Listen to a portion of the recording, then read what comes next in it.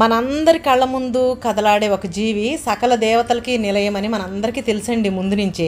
కానీ అమ్మ మాట జయ గారు ఆవిడ లైఫ్ స్టైల్లో ఆచరించి చూపించిన తర్వాతే నాకైతే చక్కటి అవగాహన ఏర్పడిందని చెప్పొచ్చండి.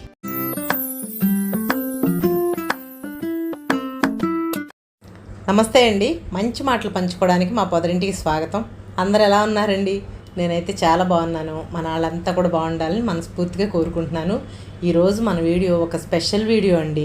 అదేంటంటే, మొన్న మా పెద్దక్కాళ్ళ ఊరు వెళ్ళానని మీ అందరితో కూడా ఆ ఊరికి సంబంధించిన విశేషాలు, మా బుడిగి బాయ్ గురించి ఇవన్నీ కూడా వీడియో పోస్ట్ చేశాను కదా. అయితే ఆ ఊరు వెళ్ళొచ్చిన ఆ రోజే నైట్ అయిపోయిందనమాట. నేను వచ్చేసరికి ఇంకా బాగా టైర్డ్ అయిపోయినట్టు అనిపించి నేను ఫ్రెష్ అప్ అయిపోయి మా బాల్కనీలో కూర్చున్నానండి. మా హస్బెండ్ ఆయన ఫోన్లో ఉన్న ఒక వీడియోని చూడమని ఇచ్చారనమాట. ఇప్పుడు ఏంటండి ఏం చూడాలి అంటే, లేదు చూడు ఒక్కసారి చూడు అన్నారు. ఏంటి ఇది అని అడిగితే చెప్పట్లేదనమాట. సరే నేను చూడటం స్టార్ట్ చేశాను. చూస్తుంటే అది మా వాకిల్లాగా అనిపిస్తుంది. అంటే మా ఇంటి ముందు ఉన్న వాకిల్లాగా కనిపిస్తుంది. ఆవు, చిన్న దూడ ఇవన్నీ కనిపిస్తున్నాయి అనమాట.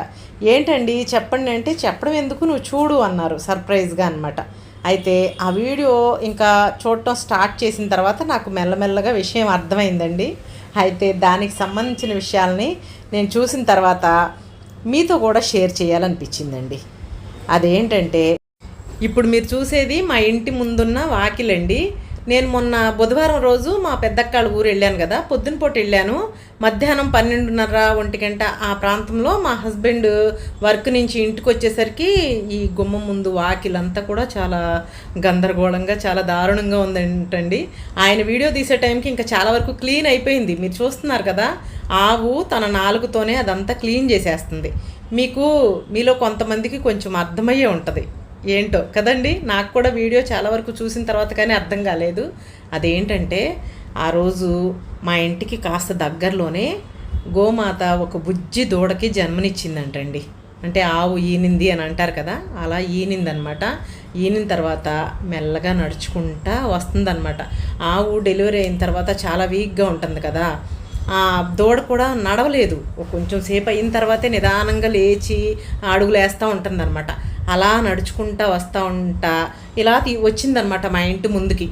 మా హస్బెండ్ వచ్చేసరికి ఎదురింటి ఆవిడ చెప్పిందనంట, ఏమండి అక్కడ ఆవు ఈనింది, జాగ్రత్త, అదంతా గందరగోళంగా ఉంది అని. ఎందుకంటే ఆవు ఈనిన తర్వాత చాలా లక్షణాలు, చాలా సిమ్టమ్స్ కనిపిస్తూ ఉంటాయి కదా, ఏదో వేసింది అని కూడా అని అంటారు.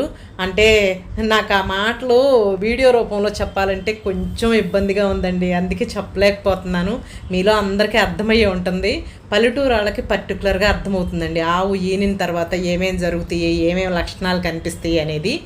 అర్థం అవ్వకపోయినా కూడా మనలో చాలామందికి ఈ విషయాల గురించి ఇప్పుడు చక్కటి అవగాహన వచ్చి ఉంటుందండి. అది ఎలాగో చెప్తా మీకు. నాకు ఎలా తెలిసిందంటే, నేను రీసెంట్గా అమ్మ మాట ఛానల్ వీడియో చూశానండి. మీలో చాలామంది కూడా ఆవిడ ఫాలోయర్స్ ఉండే ఉంటారు, అందరూ చూసే ఉంటారు. ఆవిడ ఎక్కువగా వాళ్ళ ఇంటికి వచ్చే గోవుల్ని చక్కగా చేరదీస్తా, వాటికి చక్కగా ఏదో ఒక ఫుడ్ పెడతా, ప్రతిరోజు ఏదో ఒకరోజు కాదు ఫుడ్ పెడతా అలా ఉంటారు కదా. దానికి తోడు వాళ్ళ ఇంటి పరిసరాల్లో 2 సార్లు ఆవు ఈనింది కదండి. అప్పుడు ఆవిడ చాలా డెప్త్గా వాటి గురించి డీటెయిల్గా చెప్పారనమాట. ఆవు అలా ఈనితే శుభసూచకం, మన ఇంటి పరిసరాల్లో అలా తిరగాడితే ఆ టైంలో చాలా శుభం జరుగుతుంది అని. ఆ తర్వాత డెలివరీ వచ్చిన ఆవుకు కూడా మంచి హెల్దీ ఫుడ్ పెడతా కూడా వీడియోస్ చేశారు. నాకు అవి చూసిన తర్వాతే వీటి మీద ఒక అవగాహన వచ్చిందండి. అందుకే నాకు మా హస్బెండ్ ఈ వీడియో చూపించిన తర్వాత అర్థం అవగానే కూడా మనసుకు చాలా సంతోషం అనిపించింది. మంచిదే. ఎందుకనంటే గోమాత సకల దేవతల స్వరూపమని మనందరికీ తెలుసు కదండి. అందుకే మనము ఏదన్నా గుళ్ళల్లోకి వెళ్ళినా, బజార్లో మనం వెళ్తుంటే కనిపించినా కూడా ముందు నమస్కారం చేసుకుంటాం. మన ఇంటి ముందుకు వస్తే మనకు కుదిరితే ఏదో ఒక పండో లేదంటే కాయగూరలో ఏదో ఒకటి పెడతాం కదా. కానీ అమ్మ మాట ఛానల్ ఆవిడ చేసినట్టు మాత్రం ఎక్కడో నూటుకో కోటుకో ఒకళ్ళు ఉంటారు కదండి, అలా రెగ్యులర్గా వాటిని చక్కగా ప్రేమగా చూడటం, ఈ విషయంలో మాత్రం ఆవిడకి హ్యాట్స్ ఆఫ్ చెప్పాలండి. ఆవిడ వల్లే బయట జనాల్లో చాలామందికి అవేర్నెస్ వచ్చింది.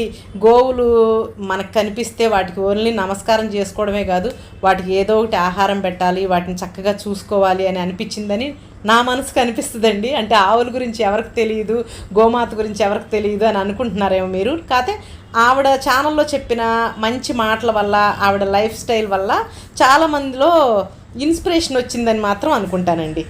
నిజమా కాదా? మీరు చెప్పండి తప్పకుండా నాకు కామెంట్ రూపంలో కదా. అయితే నా మనసుకి ఏమనిపించిందంటే ఈ వీడియో చూసిన తర్వాత అప్పుడు అడిగాను మా హస్బెండ్ని, మరి ఏంటి డెలివరీ అయ్యింది కదా, ఎవరైనా ఫుడ్ పెట్టారా ఏంటి అని అంటే, నేను వచ్చేసరికి ఈ వాకిలంతా కూడా చాలా గందరగోళంగా ఉంది, ఇంకా ఎలాగోలా పైకి వెళ్ళి చూస్తుంటే ఇంకా చుట్టూతో అందరూ ఒక్కొక్కళ్ళు వచ్చి అయ్యో ఆవు ఈనింది చాలా మంచిది అని ఎవరికి తోచిన ఆహారం వాళ్ళు తీసుకొచ్చి పెట్టడము, కొంచెం వాటర్ ఇవ్వటం అలా చేశారంట.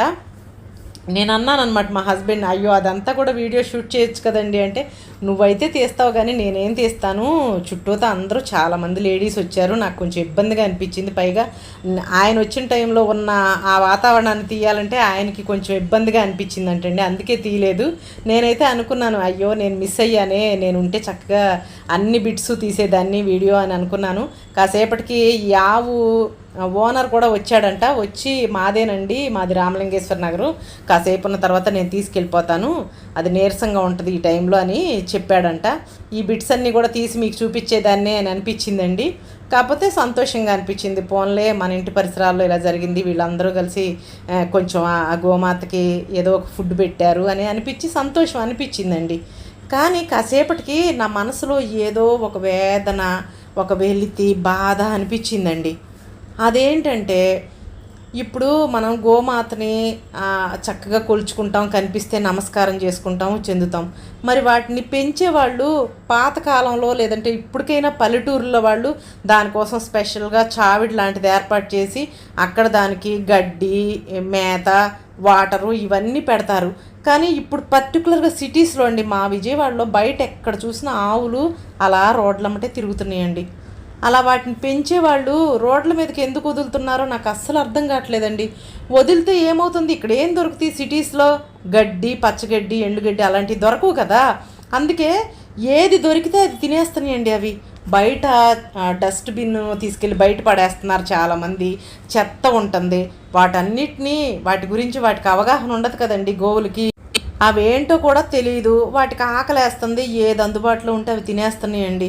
నా కళ్ళతో నేను చూశానన్నమాట, బయట చెత్త పారబోస్తే ఆ పాలిథిన్ కవర్లో ఏ వస్తువులు ఉన్నాయో కూడా తెలియకుండా అవి తినేస్తున్నాయి. అదంతా ఎంత పాపం మూట కట్టుకున్నట్టే కదండి. అయ్యో ఎందుకు వీటిని ఇలా వదిలేస్తున్నారని అనుకునేదాన్ని అండి. కానీ మనం ఏం చేయగలం? ఏం చేయలేం కదా. కానీ ఇలా ఈ గోవు ఇలా రోడ్డు మీద ఈని అదంతా అవస్థ పడతా, ఇబ్బంది పడతా ఉంటే నా మనసుకి ఏమనిపించిందంటే, అయ్యో నార్మల్ టైంలో వదిలేస్తున్నారు ఓకే, ఇలాంటి టైంలో అది ప్రెగ్నెన్సీగా ఉన్నప్పుడు కూడా వదిలేస్తే ఎలా?